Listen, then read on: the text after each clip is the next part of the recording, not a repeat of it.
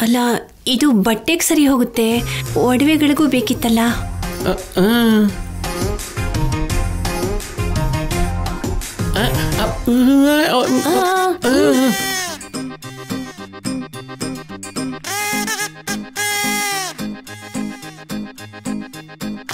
ಇಷ್ಟ ಹಣ ಬಟ್ಟೆಗೂ ಒಡವೆಗೂ ಸರಿ ಹೋಗುತ್ತೆ.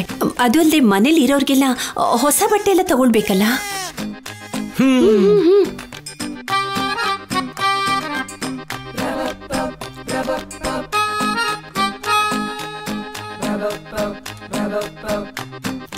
ಇಷ್ಟು ಹಣ ಸಾಕಾಗಲ್ಲ. ಖರ್ಚು ಎಷ್ಟೊಂದಿರುತ್ತೆ ಅಂತ ನಿಮಗೆ ಗೊತ್ತೇ ಇದೆ ಅಲ್ವಾ? ನಿಮ್ಮ ತಂಗಿ ಮದುವೆ ಮಾಡಿದ್ದೀರಾ, ಶಿವರಾಜು ಮದುವೆ ಮಾಡಿದ್ದೀರಾ, ಅದು ಅಲ್ಲದೆ ಹೂವು ಹಣ್ಣು ಅಂತ ತುಂಬ ಖರ್ಚುಗಳಿರುತ್ತೆ. ಅಲ್ಲ, ಅವರೆಲ್ಲರೂ ನನ್ನ ದುಡ್ಡುಗೋಸ್ಕರನೇ ನಿಮ್ಮ ಹತ್ರ ಕಳಿಸಿದ್ದಾರೆ. ಇನ್ನೊಂದು 10,000 ಕೊಟ್ಟಿದ್ರೆ ಚೆನ್ನಾಗಿರ್ತಿತ್ತು.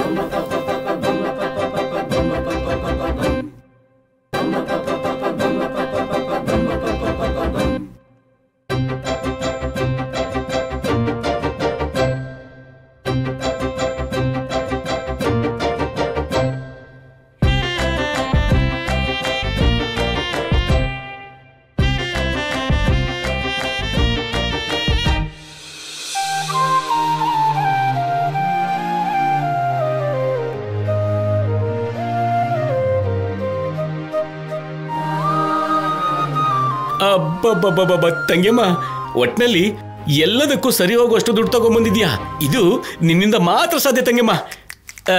ಇದು ಎಷ್ಟಿದೆ? ನೋಡಿದ್ರ ಅದಕ್ಕೆ ಅಕ್ಕ ಕೇಳ್ತಿದ್ದ ಹಾಗೇನೆ ಭಾವನವ್ರು ಮಾತಾಡದೆ ಕೊಟ್ಬಿಟ್ಟು. ಇದನ್ನೇ ಪಾರ್ವತಿ ನಮ್ಮೂರಲ್ಲಿ ಮೂಗನ್ ಕಟ್ಕೊಳ್ಳೋದು ಅಂತ ಹೇಳ್ತಾರೆ. ಇದನ್ನೇ ಪಾರ್ವತಿ ಹೊಟ್ಟೆ ಉರಿ ಅಂತಾರೆ. ಹಾಯ್ ಎಲ್ರಿಗೂ ಗುಡ್ ಮಾರ್ನಿಂಗ್. ರಾಹುಕಾಲ ಶುರು ಆಗಕ್ ಮುಂಚೆ ಶಾಪಿಂಗ್ ಹೊಡೋಣ ಅನ್ಕೊಂಡ್ರೆ ನೀನ್ ಬಂದಲ್ಲ ಚಾರು. ನಾನು ಅಡ್ಡ ಬಂದ್ರೆ ತುಂಬಾನೇ ಒಳ್ಳೇದಂತೆ ನಮ್ಮಮ್ಮ ಹೇಳ್ತಿರ್ತಾರೆ. ಅಂದ್ರೆ ಇಡೀ ದಿನ ಎಲ್ಲ ಒಳ್ಳೇದೇ ಆಗತ್ತಾ? ಚಾರುಗ್ ಮಾತ್ರನೇ ಶುಭವಾಗುತ್ತೆ ಅನ್ಸುತ್ತೆ. ಸ್ವಲ್ಪ ಸುಮ್ಮನೆ ಇರಿ.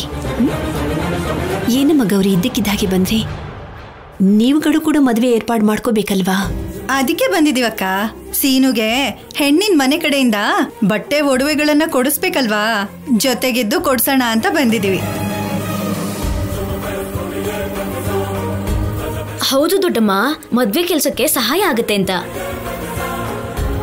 ಓ, ಮದ್ವೆ ಕೆಲ್ಸದಲ್ಲಿ ಸಹಾಯ ಮಾಡೋದಕ್ ಬಂದ್ಯೋ ಅಥವಾ ಈ ನೆಪದಲ್ಲಿ ಸೀನೂನ್ ಭೇಟಿ ಮಾಡೋದಕ್ ಬಂದಿದ್ಯೋ ಯಾರಿಗ್ ಗೊತ್ತು? ಪಾರ್ವತಿ, ಸರಿ ಸರಿ, ಮದುವೆ ಆಗುವವರೆಗೂ ಹುಷಾರಾಗಿರ್ಬೇಕು. ಇವ್ರಿಬ್ರಿಗೆ ಆದಷ್ಟು ಬೇಗ ಮದುವೆ ಮಾಡಿಸೋದೇ ಒಳ್ಳೇದು. ಸಾಕು, ತುಂಬಾ ಚೆನ್ನಾಗಿ ಹೇಳಿದ್ರಿ. ನಡೀರಿ ನಡಿಮ್ಮ.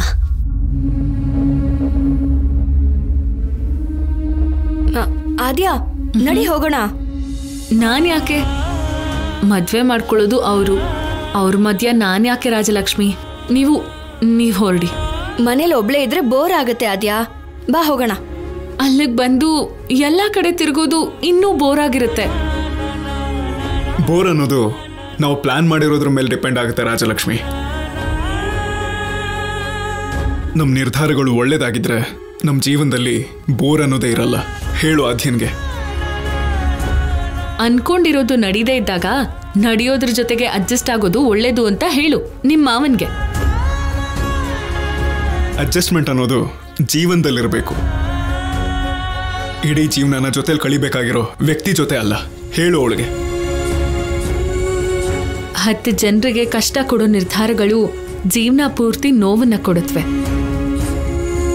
ಆ ನೋವಿರೋ ಜೀವನ ನನಗ್ ಬೇಡ. ಹೇಳು ರಾಜಲಕ್ಷ್ಮಿ. ಅಷ್ಟಕ್ಕೂ ನೀವಿಬ್ರು ಏನ್ ಮಾತಾಡ್ತಾ ಇದ್ದೀರೋ ನನಗಂತೂ ಒಂದು ಅರ್ಥನೇ ಆಗ್ತಾ ಇಲ್ಲ. ಅರ್ಥ ಆಗ್ಬೇಕಾದವ್ರಿಗೆ ಅರ್ಥ ಆಯ್ತು ಬಿಡು.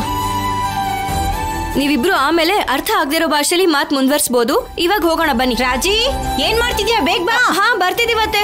ಬಾ ರಾಜಲಕ್ಷ್ಮಿ.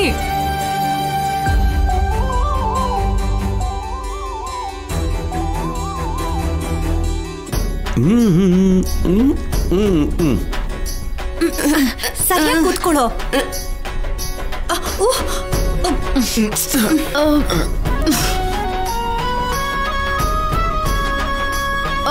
ಅಯ್ಯೋ, ಹತ್ಬೇಕಾದ್ರೆ ಗೊತ್ತಾಗ್ಲಿಲ್ಲ, ಆದ್ರೆ ಕಾರ್ ತುಂಬಾ ಇಕ್ಕಟ್ಟಾಗಿದೆ.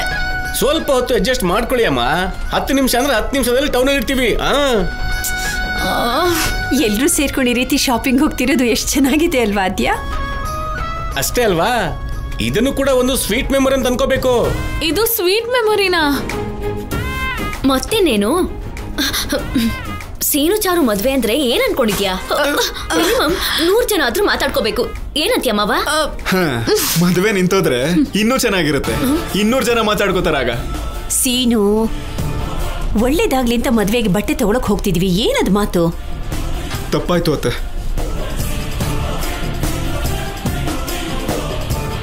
ಮಾವ, ಗಂಡನ ಎಂಜಲು ಹೆಂಡತಿ ತಿಂದ್ರೆ ಒಳ್ಳೇದು ಅಂತ ದೊಡ್ಡವ್ರು ಹೇಳ್ತಾರೆ. ಈಗ ನೀನ್ ತಿಂದಾಯ್ತಲ್ವಾ, ನನಗೆ ಕೊಡಿಲಿ. ನೋಡದ್ಯಾಕ?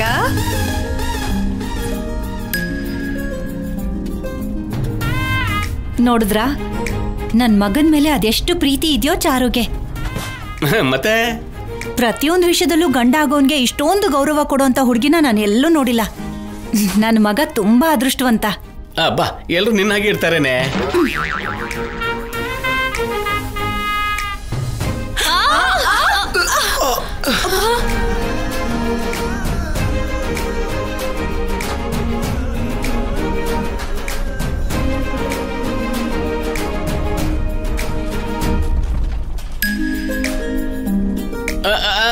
ಎಲ್ಲ ಸ್ವಲ್ಪ ಹುಷಾರು.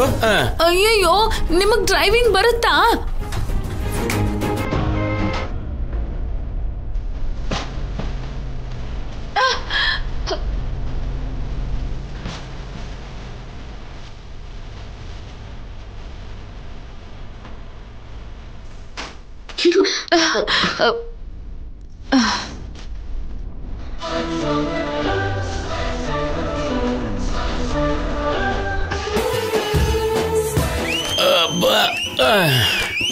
ಅಯ್ಯಮ್ಮ,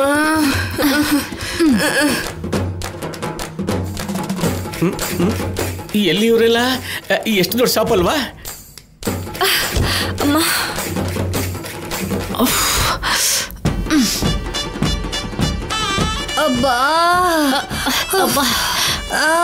ಪರವಾಗಿಲ್ಲ ಮಾವ, ನಿಮ್ಗೆ ಡ್ರೈವಿಂಗ್ ಬರಲ್ಲ ಅಂತ ಅನ್ಕೊಂಡಿದ್ದೆ. ನಿಮಗ್ ಡ್ರೈವಿಂಗ್ ಕೆಲಸನೇ ಕೊಡ್ಸೋಣ ಬಿಡಿ. ಬಾಯ್ ಮುಚ್ಚೋ. ನನ್ ಗಂಡಂಗ್ ಅಂತ ಕರ್ಮ ಏನೋ ಮೈಸೂರು ಮಹಾರಾಜನ್ ತರ ಇರ್ತಾರೆ. ಅಬ್ಬಾ ಅತ್ಗೆ, ಮೊದ್ಲು ಬಟ್ಟೆ ತಗೊಂಡ್ ಮನೆಗೆ ಹೋದ್ಮೇಲೆ ಹೊಗಳ್ಬೋದು. ಈಗ ಒಳಗಡೆ ಬನ್ನಿ.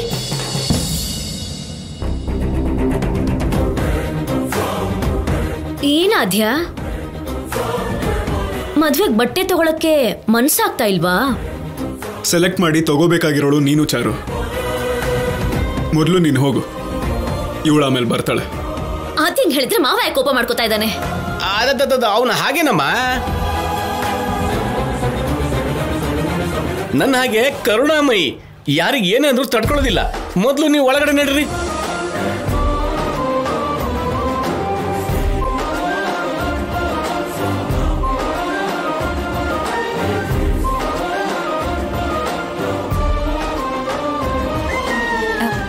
ರಾಜಿ, ದುಡ್ಡಿನ ಬ್ಯಾಗನ್ನ ಕಾರಲ್ಲೇ ಬಿಟ್ಬಿಟ್ಟೆ, ಹೋಗಿ ತಗೊಂಡ್ ಬಾ. ಹೋಗು. ಹೋಗು ರಾಜಿ, ಹುಷಾರು. ನಾವು ಶಾಪಿಂಗ್ ಹೋಗೋಣ. ಬನ್ನಿ ಬನ್ನಿ ಬನ್ನಿ ಬನ್ನಿ ಬನ್ನಿ.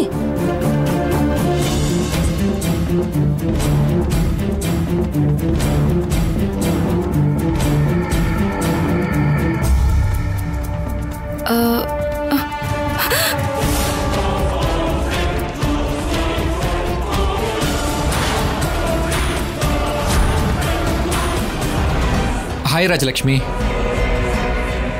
ಏನು, ಯಾರೋ ಕಳ್ಳನ್ ನೋಡಿರೋ ಥರ ಇಷ್ಟೊಂದು ಭಯ ಪಡ್ತಾ ಇದೆಯಲ್ಲ? ನಾನೇ ಪ್ರಶಾಂತ್. ನೀನ್ ಯಾಕೆ ಬಂದೆ? ಇದೇನು ರಾಜಲಕ್ಷ್ಮಿ, ಹೀಗೆ ಕೋಪ ಮಾಡ್ಕೋತಾ ಇದೆಯಾ? ಯಾಕೆ ಬಂದೆ ಅಂತ ಕೇಳ್ತಾ ಇದ್ದೀನಿ. ಯಾವಾಗ ಬಂದೆ ಅಂತ ಕೇಳ್ತೀಯಾ ಅನ್ಕೊಂಡೆ. ಅಂದರೆ ಪಾರ್ಕಲ್ಲಿ ನಡೆದಿರೋದಕ್ಕೆ ಇನ್ನೂ ಬೇಜಾರಲ್ಲಿದೆಯಾ? ಅಲ್ಲೇನು ನಡೆದಿಲ್ಲ ಅಲ್ವಾ? ಆದ್ರೂ ಗಂಡ ಆಗೋನು ಅಂತ ಕೂಡ ನೋಡ್ದೆ ಹಾಗೆ ಹೊರಟೋದಿಯಲ್ಲ, ಯಾಕೆ? ಸಾಕು, ನಿಲ್ಲಿಸ್ತೀಯಾ?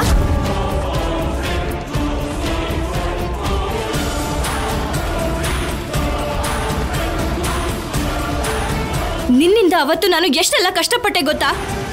ನೀನ್ ಮಾಡಿದ ಕೆಲ್ಸಕ್ಕೆ ಅಲ್ಲಿರೋದು ಸೇಫ್ಟಿ ಅಲ್ಲ ಅಂತ ಮನೆಗೆ ಹೋಗ್ಬೇಕು ಅಂತ ಅನ್ಕೊಂಡ್ರೆ ಮಧ್ಯದಲ್ಲಿ ರೌಡಿಗಳ ಹತ್ರ ಸಿಕ್ಕಾಕೊಂಡೆ. ಬಲವಂತ ಮಾಡೋದಕ್ ನೋಡಿದ್ರು. ನನ್ನ ಟೈಮ್ ಚೆನ್ನಾಗಿದ್ದಕ್ಕೆ ಯಾರೋ ಬಂದು ಕಾಪಾಡಿದ್ರು. ಅಷ್ಟಕ್ಕೂ ಹೆಣ್ಮಕ್ಳ ಹತ್ರ ಹೇಗ್ ನಡ್ಕೋಬೇಕು ಅನ್ನೋದಾದ್ರೂ ಗೊತ್ತಿದ್ಯಾ ನಿನ್ಗೆ? ನಾನ್ ಕಾಣಿಸ್ತಿಲ್ಲ ಅಂತ ನಮ್ಮ ಮನೆಯವರೆಲ್ಲ ಎಷ್ಟು ಟೆನ್ಷನ್ ಆಗಿದ್ರು ಅಂತ ಗೊತ್ತಿದ್ಯಾ ನಿನ್ಗೆ?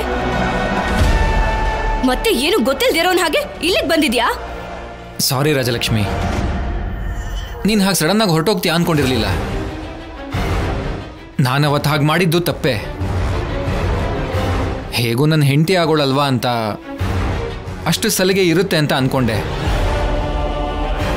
ಆಮೇಲೆ ನಿನ್ಗೋಸ್ಕರ ಎಲ್ಲ ಕಡೆ ಹುಡುಕ್ದೆ ರಾಜಲಕ್ಷ್ಮಿ. ಆದರೆ ನೀನೆಲ್ಲೂ ಕಾಣಿಸ್ದೇ ಇರೋದಕ್ಕೆ ಮನೆಗೆ ಹೊರಟೋದೆ. ಆಮೇಲೆ ಅತ್ತೆಗೆ ಫೋನ್ ಮಾಡಿದ್ರೆ ನೀನು ಮನೆಗೆ ಬಂದಿದ್ಯಾ ಅಂತ ಹೇಳಿದ್ರು. ಆದರೂ ನನ್ನಿಂದ ಎಷ್ಟೇ ತೊಂದರೆ ಆದರೂ ಕೂಡ ಮನೇಲಿ ಹೇಳಿಲ್ಲ ಅಲ್ವಾ? ಆಗ ಅರ್ಥ ಆಯ್ತು ರಾಜಲಕ್ಷ್ಮಿ, ನೀನನ್ನು ಎಷ್ಟು ಪ್ರೀತಿಸ್ತಿದ್ಯಾ ಅಂತ. ಹೊರಗಡೆ ತೋರಿಸ್ಕೊಳ್ದೇನೆ ಮನಸ್ಸಲ್ಲೇ ಇಷ್ಟು ಪ್ರೀತಿ ಇಟ್ಕೊಂಡಿರೋದಕ್ಕೆ thank you Rajalakshmi. Thank you so much. ನನಗೆ ತುಂಬಾನೇ ಖುಷಿ ಆಯ್ತು. Thank you. ಬಿಡು ನನ್ನ ಕೈ, ಬಿಡು ಬಿಡು ಕೈ, ಬಿಡು ಒಂದೇ. ಏನಾಯ್ತು ರಾಜಲಕ್ಷ್ಮಿ? ರಾಜಲಕ್ಷ್ಮಿ ಬಿಡು. ಏನಾಯ್ತು? ಬಿಡು ಕೈ. ಏನಾಯ್ತು ಹೇಳು? ಕೈ ಬಿಡು. ಅಯ್ಯೋ ರಾಜಲಕ್ಷ್ಮಿ. ಪ್ರಶಾಂತ್ ಬಿಡು. ಪ್ರಶಾಂತ್. ರಾಜಿ, ರಾಜಿ ಏನಾಯ್ತಮ್ಮ? ಏನಾಯ್ತು?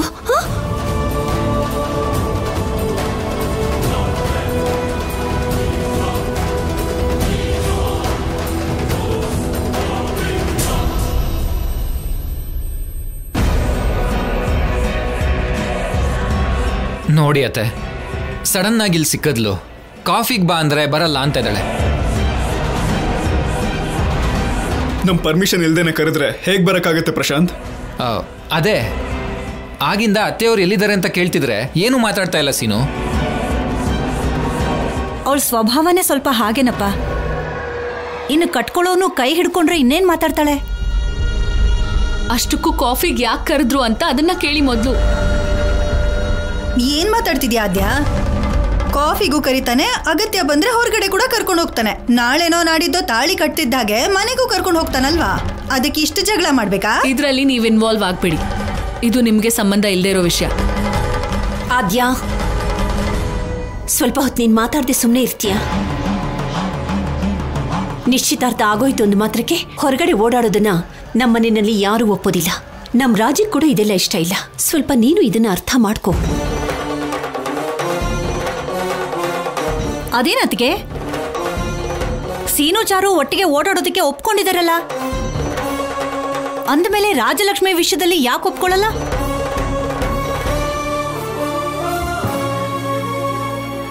ಮದ್ವೆಗ್ ಮುಂಚೆನೆ ಚಾರು ನಮ್ಮ ಮನೆಗ್ ಬಂದಿದ್ದಾಳೆ. ಸೀನು ಜೊತೆ ಸಿನಿಮಾಗೂ ಹೋಗಿದ್ದಾಳೆ. ಜೊತೆಲಿ ಎಲ್ಲಾ ಕಡೆ ಸುತ್ತಾಡಿದ್ದಾರೆ. ಈಗ ರಾಜಲಕ್ಷ್ಮಿ ಹೋದ್ರೆ ತಪ್ಪೇನು? ಹೌದಕ್ಕ, ನಾವು ಹೀಗೆ ಅಡ್ಡಿ ಮಾಡ್ತಿದೀವಿ ಅಂತ ಪ್ರಮೀಳಾ ಅಕ್ಕಂಗೆ ಗೊತ್ತಾದ್ರೆ ಬೇಜಾರು ಮಾಡ್ಕೋತಾರೆ. ಕರೆಕ್ಟ್ ಅಲ್ವ ತಂಗಿಯಮ್ಮ? ಕಾಫಿಗೆ ಅಲ್ವಾ ಮದುವೆ ಆಗ್ಬೇಕಾಗಿರೋರು, ಹೋಗ್ಲಿ ಬಿಡಿ. ಥ್ಯಾಂಕ್ ಯು ಮಾವ. ರಾಜಲಕ್ಷ್ಮಿ ಹೋಗೋಣವಾ? ಹೋಗಮ್ಮ ರಾಜಲಕ್ಷ್ಮಿ, ಹೋಗು, ಏನೂ ಆಗಲ್ಲ, ಹೋಗು. ಅಣ್ಣ, ಪಕ್ಕದಲ್ಲಿ ಇದೆಯಲ್ಲ ಕಾಫಿ ಶಾಪ್, ಹೋಗಿ ಬನ್ನಿ. ಅತ್ತಿಗೆ ಸುಮ್ಮನಿದ್ದಾಳೆ ಅಂದ್ರೆ ಅದು ಒಪ್ಕೊಂಡ ಹಾಗೆ ಕಣಪ್ಪ. ನೀನ್ ಕರ್ಕೊಂಡು ಹೋಗಿ ಬೇಗ ವಾಪಸ್ ಕರ್ಕೊಂಡ್ ಬಾ. ಬಾ ರಾಜಲಕ್ಷ್ಮಿ.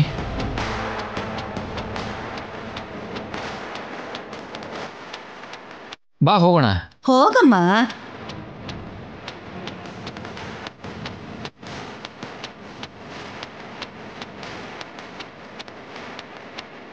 ನಿನ್ನಿಂದ ಅನಾವಶ್ಯಕವಾಗಿ ಕೋಚ್ ಸರ್ ವಧೆ ತಿಂದ್ರು. ನಿನ್ನಿಂದಾನೇ ನಮ್ಮ ಮನೇಲಿ ನನಗೆ ಹಾಕಿ ಆಡೋದನ್ನ ಬೇಡ ಅಂತಂದ್ರು. ನಿನ್ನನ್ನು ಸುಮ್ಮನೆ ಬಿಡಬಾರ್ದು, ತಕ್ಕ ಶಾಸ್ತಿ ಮಾಡಲೇಬೇಕು.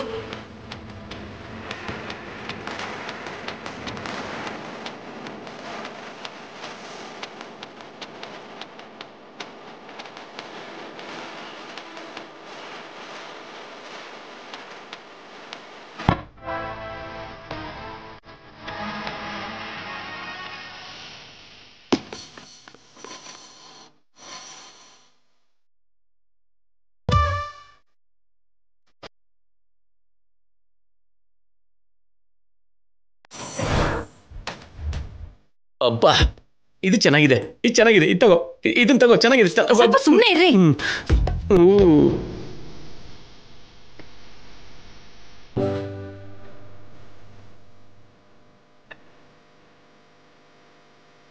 ತೋರ್ಸಿ.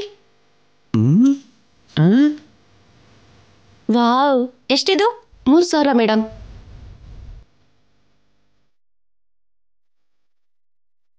ಆದ್ಯಾ, ಆ ಸೀರೆನ ತೋರ್ಸಕ್ ಹೇಳಿಡ್ವಾ?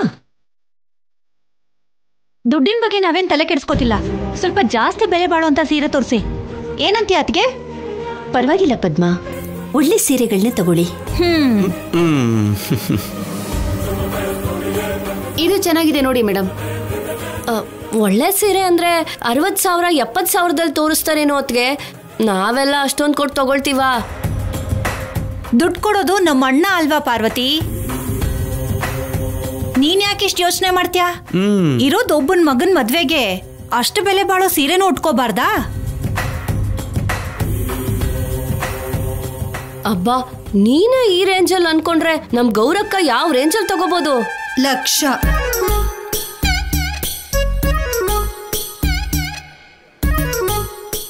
$2,00,000.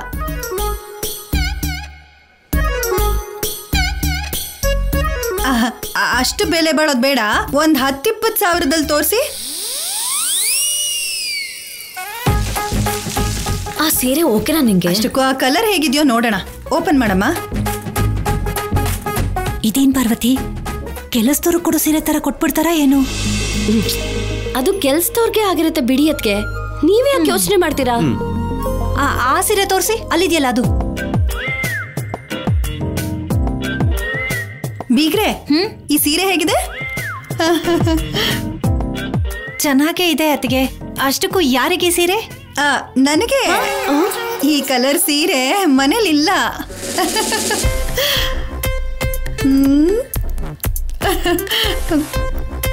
ಏನ್ ಹೇಳಿದ್ರು? ಚೆನ್ನಾಗಿದೆಯಂತ? ಇದನ್ನ ಪ್ಯಾಕ್ ಮಾಡಿ. ಇದನ್ನ ಪ್ಯಾಕ್ ಮಾಡ್ಬಿಡಿ. ಏನ್ ಪಾರ್ವತಿ, ಅವರಿಗೆ ಇಷ್ಟು ಕಮ್ಮಿ ಬೆಲೆಯಲ್ಲಿ ತಗೊಂಡ್ರೆ ಇನ್ನು ನನಗೆ ಇನ್ನೆಂತ ಸೀರೆ ಕೊಡ್ತಾರೆ? ನಮಗ್ ಒಳ್ಳೆ ಸೀರೆನೆ ಕೊಡ್ತಾರೆ ಬಿಡಿ. ಚೆನ್ನಾಗಿದೆ, ತಗೋ.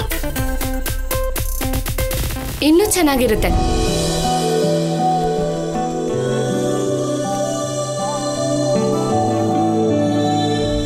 ಆಹಾ, ಸುಂದ್ರನ ನೆಂಟಿ.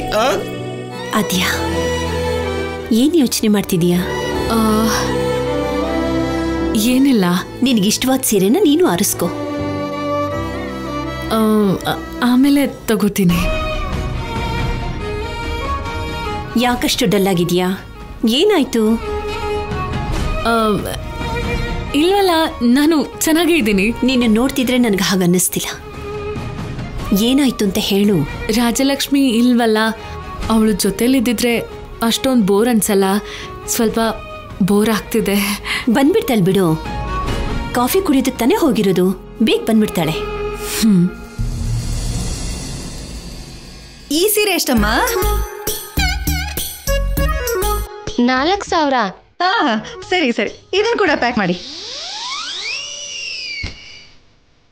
ನೋಡಿದ್ಯಾ ಆದ್ಯಾ, ತನಗೆ ಮಾತ್ರ ಒಳ್ಳೆ ರೇಟಿನ ಸೀರೆ ತಗೊಂಡು ಮಿಕ್ದವ್ರಿಗೆಲ್ಲ ತುಂಬಾ ಚೀಪ್ ಆಗಿರೋ ಸೀರೆ ತಗೊಳ್ತಿದ್ದಾಳೆ.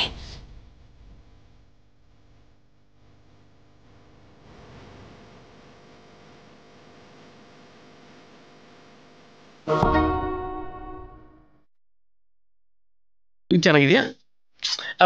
ಹಾಗೆಲ್ಲ ಪದ್ಮ, ನಿಮ್ದೆಲ್ಲ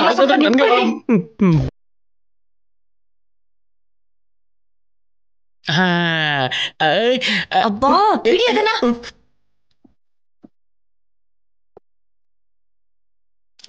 ಟೈಮ್ ಆಗ್ತಿದೆ ಕಣೋ, ಬಿಟ್ಟು ಎಲ್ಲೋದ್ನೋ ಅಲ್ಲಿ.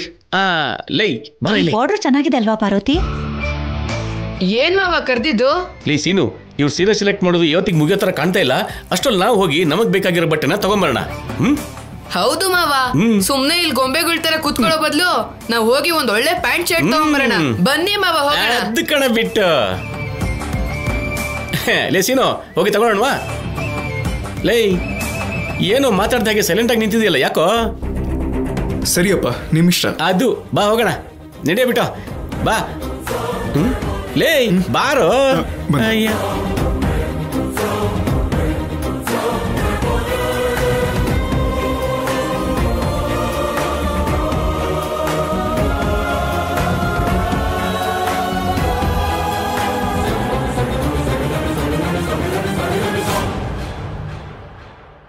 ಒಳಗೆ ಬಾ ರಾಜಲಕ್ಷ್ಮಿ.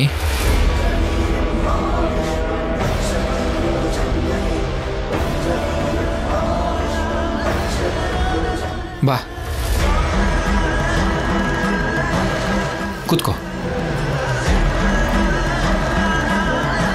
ಕೂತ್ಕೋ. ಏನು ಆಗಲೇ ಸುಳ್ಳು ಹೇಳಿದೆ ಅಂತ ನನ್ನ ಮೇಲೆ ಕೋಪನಾ?